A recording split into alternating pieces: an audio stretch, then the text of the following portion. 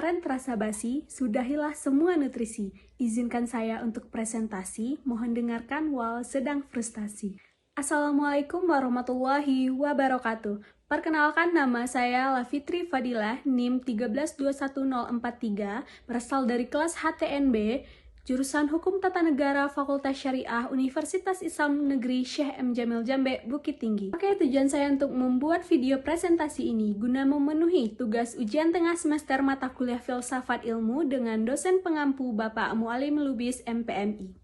Oke, langsung saja. Di sini saya akan membahas atau mengambil tema yang pertama tentang ruang lingkup filsafat ilmu dan manfaat.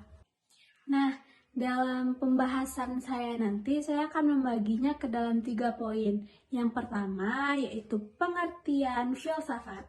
Yang kedua tentang pengertian filsafat ilmu. Yang ketiga baru tentang apa sih manfaat mempelajari filsafat ilmu itu sendiri.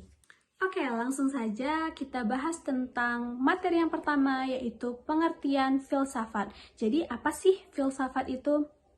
Nah, secara etimologi, filsafat ini berasal dari bahasa Yunani yakni philosophia, terdiri dari 2 suku kata yakni philan dan sophia. Philan sendiri artinya adalah cinta, sedangkan sophia adalah kebijaksanaan. Jadi secara sederhana, filsafat ini adalah cinta dan kebijaksanaan.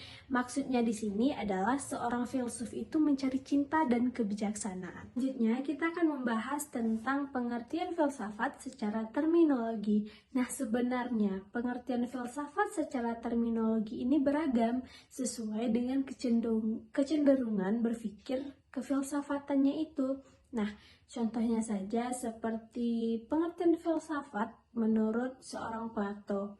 Nah, menurut seorang Plato, filsafat ini itu adalah ilmu pengetahuan yang berminat mencapai pengetahuan kebenaran yang asli. Sedangkan murid Aristoteles berpendapat bahwa filsafat ini adalah ilmu yang meliputi kebenaran yang terkandung di dalam ilmu-ilmu metafisika, logika, etika, politik, ekonomi, dan estetika. Lain halnya dengan Al-Farabi yang berpendapat bahwa filsafat ini adalah ilmu pengetahuan tentang alam maujud, bagaimana hakikat yang sebenarnya.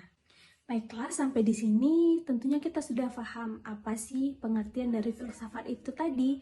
Jadi di sini saya akan lanjut ke poin yang kedua pembahasan kita, yaitu apa itu filsafat ilmu. Berbicara tentang filsafat ilmu, tentunya tidak bisa lepas dari apa sih itu filsafat dan apa itu ilmu. Nah, kalau filsafat itu apa yang saya jelaskan tadi, kalau ilmu itu adalah pengetahuan tentang suatu bidang yang disusun secara tersistem dengan metode tertentu. Jadi dapat kita tarik kesimpulan bahwa filsafat ilmu itu adalah ikhtiar manusia untuk dapat memahami pengetahuan agar bisa menjadi bijaksana.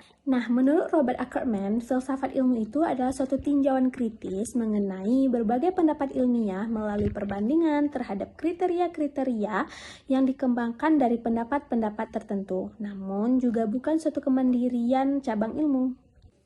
Baiklah, itulah tadi pengertian tentang filsafat ilmu.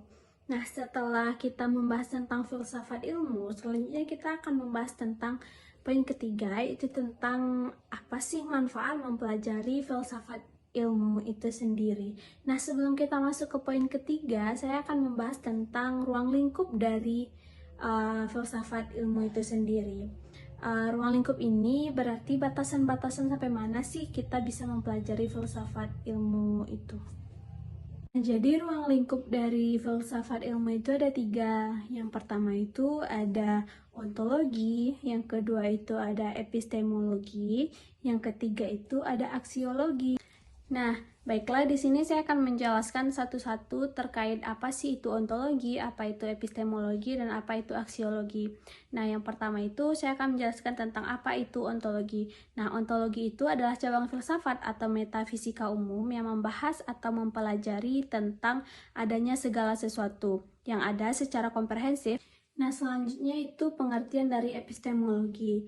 Jadi, epistemologi ini adalah cabang filsafat yang memahami atau mempelajari tentang hakikat pengetahuan. Yang di dalamnya itu membahas tentang persoalan-persoalan seperti sumber-sumber pengetahuan, cara memperoleh pengetahuan, dan kriteria-kriteria kebenaran pengetahuan dan lain sebagainya. Nah, yang terakhir itu ada aksiologi. Jika epistemologi tadi itu cabang filsafat yang membahas atau memahami tentang hakikat pengetahuan, kalau aksiologi ini itu memahami tentang hakikat nilai yang terdiri dari etika dan estetika, yang merupakan cabang dari filsafat itu sendiri.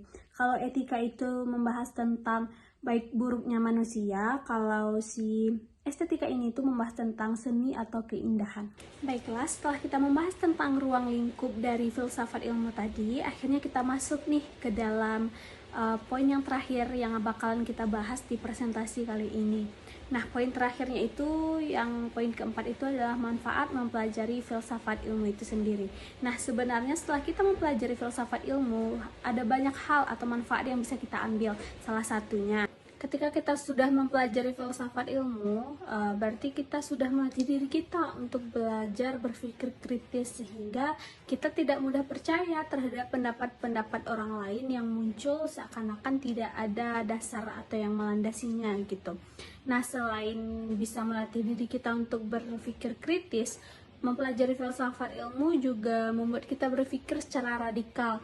Radikal di sini artinya adalah berpikir sampai ke akar-akarnya gitu. Jadi nanti nggak ada tuh ngelontarin kata-kata yang nggak sesuai atau nggak ada dasarnya. Jadi ketika sudah mempelajari filsafat ilmu, kita bakalan tahu dan kita bakalan mencari dari mana sih sumber dari sesuatu pendapat itu, dari mana gitu.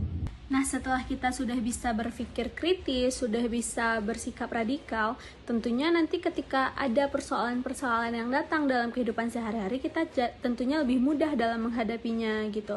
Nah, mungkin kalau untuk manfaat mempelajari filsafat ilmu, hanya itu yang dapat saya sampaikan, dan mungkin masih banyak lagi nih manfaat-manfaat lain yang memang sangat bermanfaat ketika kita sudah mempelajari filsafat ilmu tersebut. Baik, tidak terasa sudah kita bahas semua tentang 4 poin tadi yang sudah kita bicarakan di awal, tentang substansi, tentang filsafat ilmu, dan manfaat mempelajari filsafat ilmu tersebut.